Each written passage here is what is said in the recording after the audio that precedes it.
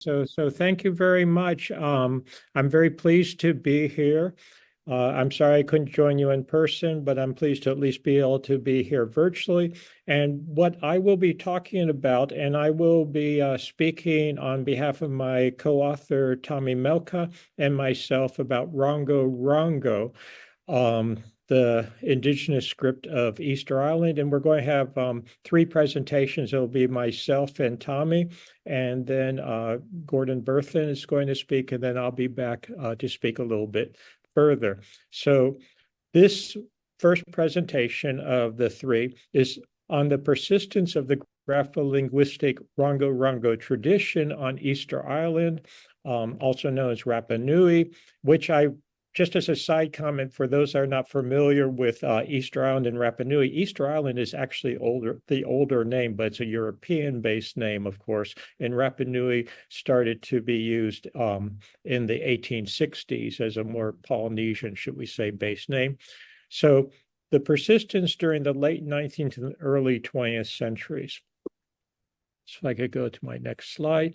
Easter Island, I'm sure most people are familiar with it. Was named because it was discovered on Easter Sunday, also known by the in the native language as essentially the navel of the world. That people argue about whether that is Tepito or Tehenoa is a 19th century name or goes back further. There are a lot of controversies about essentially every aspect of Easter Island.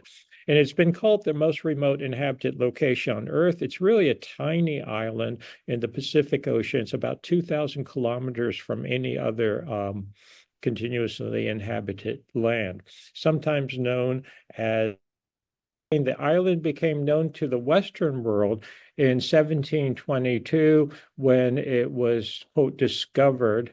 I hate that term because obviously people were living there already, but discovered by the Dutch under Jacob Roggeveen when he spotted it, or actually his crew spotted it on Easter Sunday in 1722. The Rongorongo was not known at that time. It was over 100 years later that it was discovered, but it is the indigenous script of Easter Island. It's really one of the great mysteries of linguistics and anthropology in general. And it's been controversial ever since it was first reported in 1864 by a missionary when the first Christian missionary actually stayed on the island. He reported that there were Rongorongo tablets that's generally carved on wooden tablets. And he reported that these were in all the houses, all the huts, but it wasn't actually seen, as far as we know, or at least it wasn't recognized until it got into the hands of Westerners in May or June of 1869 with this particular object that you see here, known technically now as Rongorongo Text D. And it wasn't given to the Westerners as a script or as an inscribed tablet. Actually, this was used as a spool, if you would, to wrap hair around it, which was given to the missionaries as sort of, I don't want to say sacrifice, but as an object out of respect. The hair itself, not the tablet, but it was recognized by the Westerners as having this strange script on it, which had been mentioned as early as 1864, but not previous to that. So the Rongorongo is indigenous to Easter Island. It's a classical script of Easter Island, and it's not even generally accepted. Well, let me put it this way. There's no generally accepted decoding or deciphering of the Rongorongo glyph. This tends to be very controversial. You'll hear more about that, I believe, in the next presentation. And it's not even been definitely established whether or not Rongorongo is a form of true writing. People have argued about that. The majority of Rongorongo researchers appear to assume that it is, quote, writing in the exclusivist sense, that it is true writing. And from a grapholinguistics perspective, the Rongorongo glyphs are incredibly interesting. There's very many variations on them, although there seems to be a core group of them. There's variations, there are compound forms. It seems to be whatever it is, a script let's just call it a script, very well developed. It's documented with a known corpus, which, according to various standard references, such as Barthel in 1958, Fisher 1997, Horley 2021, consists of just over 24 inscribed artifacts. So we're not talking about a very big sample, unfortunately. This is in contrast to what the early missionaries described, or at least the first one described, as hundreds of tablets being in all the huts and houses. To have just over 24 survive really is a shame. And some of those are of questionable authenticity. And that is something I'll get back to actually in my presentation later, in a subsequent presentation later today. The language of Rapa Nui, even the modern language of Rapa Nui, is very interesting. This is a dictionary of the East Island language, sometimes known as Pascuense. And I just want to quote this from Jordi Fuentes, because I think it's interesting. The Pascuense is not like the European languages with which we are familiar. We enter at once into a strange world where ideas have been stimulated by reactions and experiences so different from ours that sometimes they tend to be diametrically opposed. And personally, I think this is a very important concept, that when we're trying to figure out decipherment or a translation of a language like this, it's, we can't just bring our modern conventions to it, our modern Western biases to it. Furthermore, and this is from the same dictionary, he writes, the written language has been lost. The present generations have not known the teachings of the Maori, that is, the teachers or the wise men, who all but disappeared in the massacres and slave traffic during the last century. He's writing this in 1960, so he's referring to the 19th century. And this is one of the big issues as to how long was Rongorongo used? When did it originate? You'll hear about that in the next presentation, possibilities. When did it essentially go extinct? And what is the accepted corpus? The three major monographs on Rongorongo are, again, Barthel, Fisher, Horley. I mentioned that. And they list, depending on the reference, 24, 25, or 27 inscribed objects. I'm just going to show you quickly some pictures of some of them, just to give you a sense if you're not familiar with them. These are various objects. Some of them are in incredibly poor conditions, such as this known as a Great Vienna tablet. These text numbers, text M, for instance, that's based on Barthel's original work. He listed them as different texts using alphabet. Text K, these are various ones, Rongorongo texts, again, to give you a sense of what we're dealing with. This is very interesting. In the upper left-hand corner, text Y, we'll come back to that. I'll come back to that probably in my last presentation, because it's a snuff box, but it was made apparently by a 19th century sailor who acquired a tablet, cut it up, and turned it into a snuff box, now in Paris. It's generally assumed that the authentic Rongorongo inscriptions were not produced after the coming of Christianity to the island in 1864, 1866. There are many factors occurring here. There was a breakdown of traditional Rapa Nui society due to disease, social instability. This was very largely engendered, at least according to current views, by European ships and their crews, and North American ships, I should add also. Blackbirding, the rapid adoption, at least paying lip service to Christianity in the late 1860s. And the Rongorongo artifacts, it's generally believed, were relegated to a pagan past. Many of the tablets were actually used as firewood, or they were recycled for utilitarian purposes. For instance, that first tablet that I showed you was used as a spool to wrap braided hair or a string of hair around it. And some of them were used actually sewn together, if you would, to make canoes or boats. There was very little wood on Easter Island at that time. It had been heavily deforested, and people argue about whether that was due to human causes or natural causes, but that's another subject completely. And what we need to consider is whether all Rongorongo production actually ceased just in essentially the snap of a fingers. With the sojourn of the first missionary in 1864, with the coming of more missionaries in 1866. And I personally, and Tommy, Melka, and I have really doubted that this was the case. We think that was probably not the case, that a literate Rapa Nui engraving a tablet or some other artifact with Rongorongo glyphs would just suddenly put down his or her tools and stopped, never to resume again upon the arrival of the first or second ship bringing missionaries. Yet that is the sort of, how should I say, the mythos, the common view. Even as remaining practitioners of Rongorongo were dissuaded from their craft by the newcomers and the religious preaching, based on the evidence I'm going to present now, we suggest that vestiges of the Rongorongo tradition persisted during the late 19th and even into the early 20th century.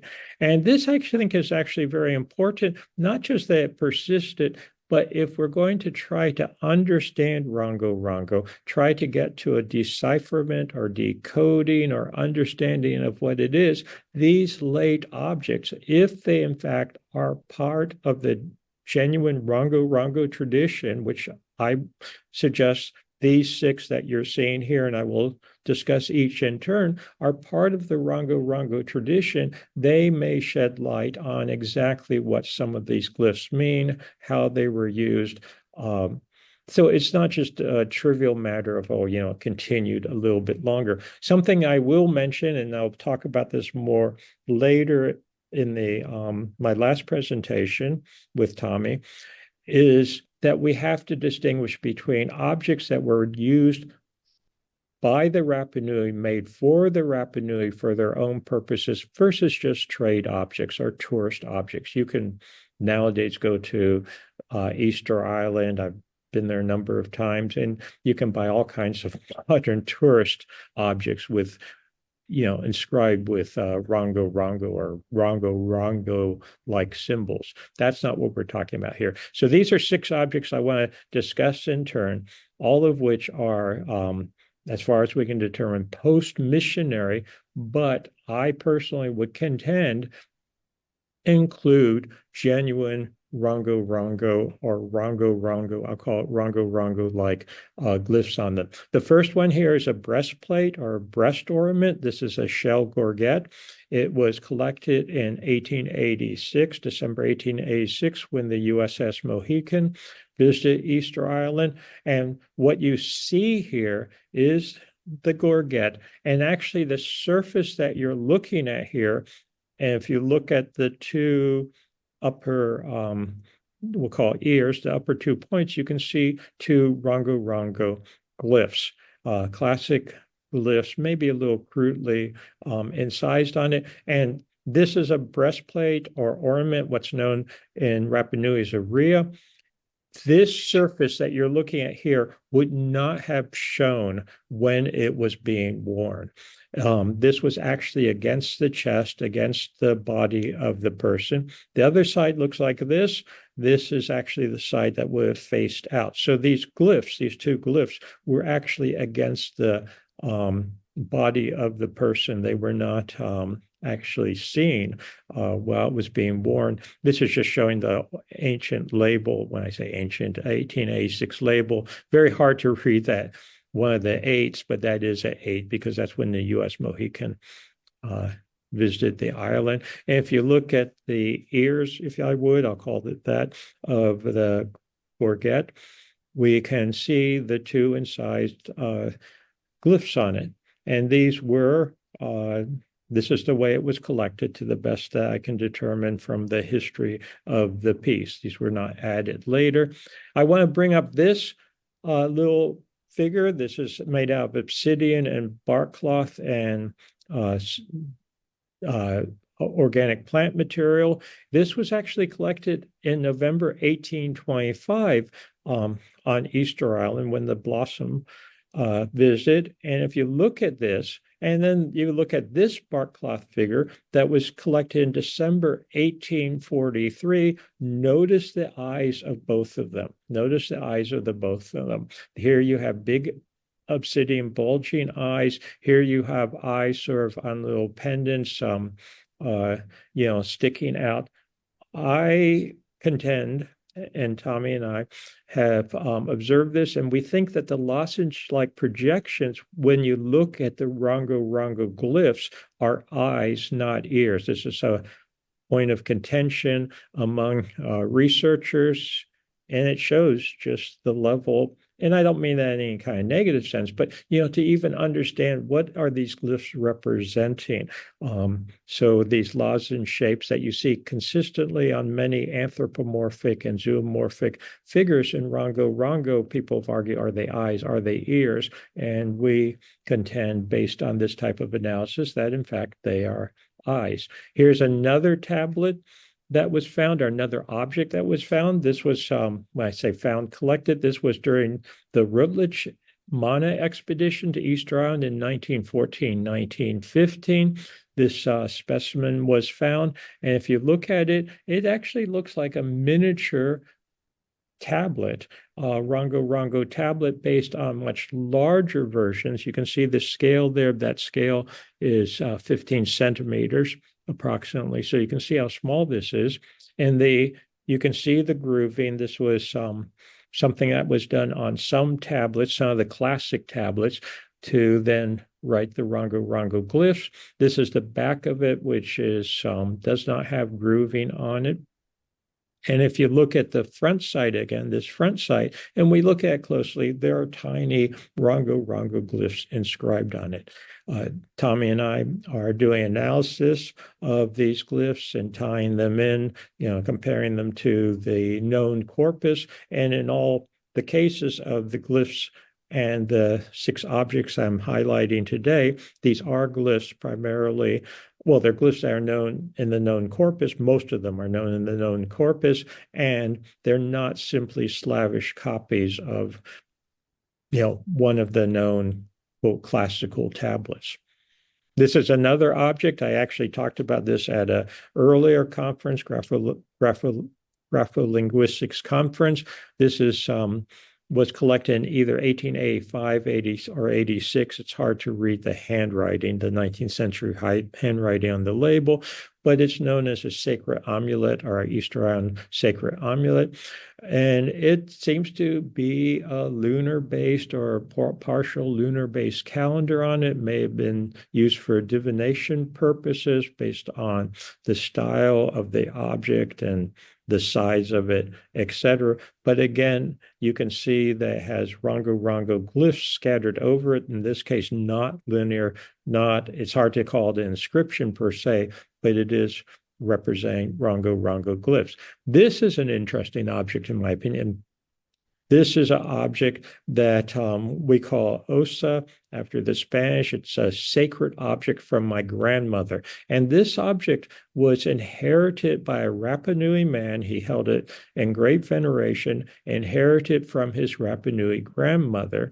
It likely dates, as far as we can determine, from his age and his grandmother who had it before him, etc., from the late 19th or possibly the early 20th century. But again, I want to stress that these objects that we're going through are not things that were made for tourists. They were not made to trade or give away to outsiders. When I say Europeans, I mean people of European descent, Europeans and North Americans, etc.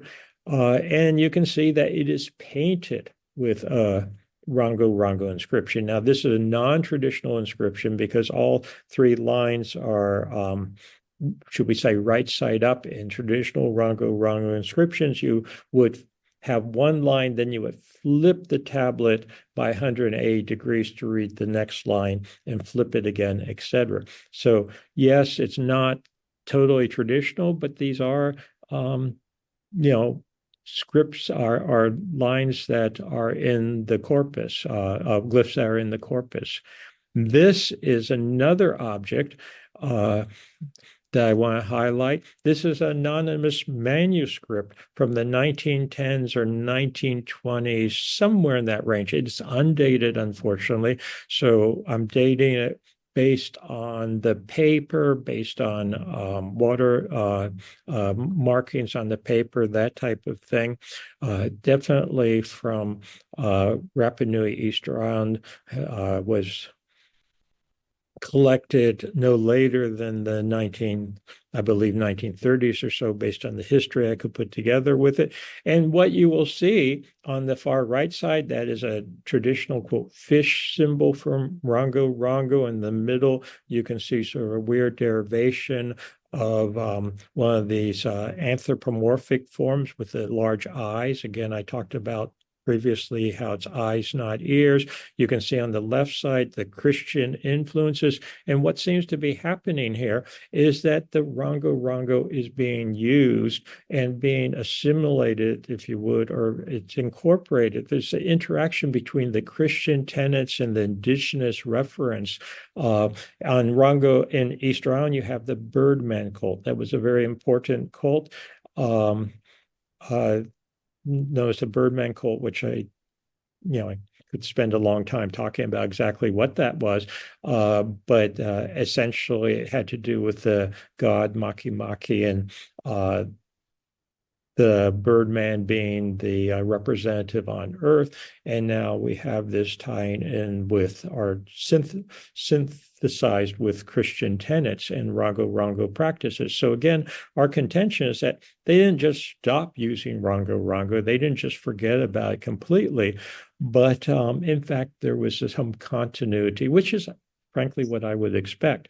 This is the last piece I want to mention right now. This is a tapa beater used to make bark cloth. And this was, we know, carved by Lazaro Hotus in the 1930s, 1940s. And if you look on the bottom right in the top photograph, this is the front and back of the piece. It's a bit over 30 centimeters long. It was as I said, a tapa beater, bark cloth beater for creating bark cloth. And when you look at it, and we know that he carved this, it was given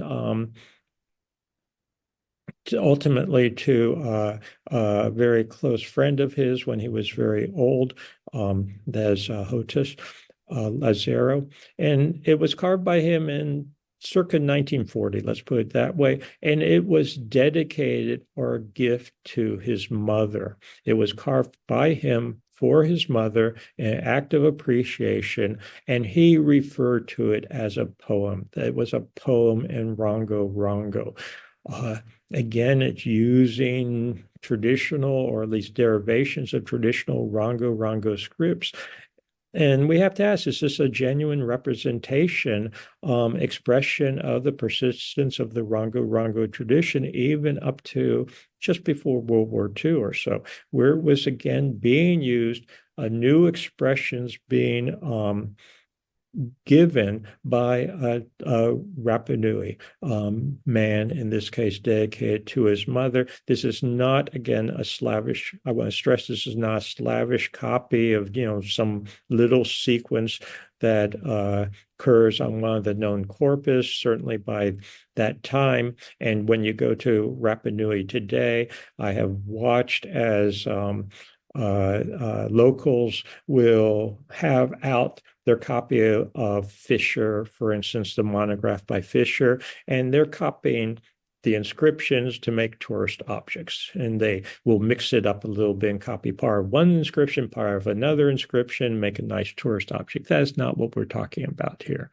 And this is not part of that. So these examples, we contend, do show, at least are indicative of the persistence. And the gorget was used, it was actually probably used in some kind of ritualistic or dance ceremony. We don't know about the little mini tablet. Robert? Yep. I'm afraid I have to stop you. You're way beyond time. Okay. This is my last slide. Okay. Okay, and we have Rongorongo on just used today at the museum. So thank you. These are, like I said, we are really trying to look at what is going on and did it persist. So thank you very much. I appreciate everyone's attention.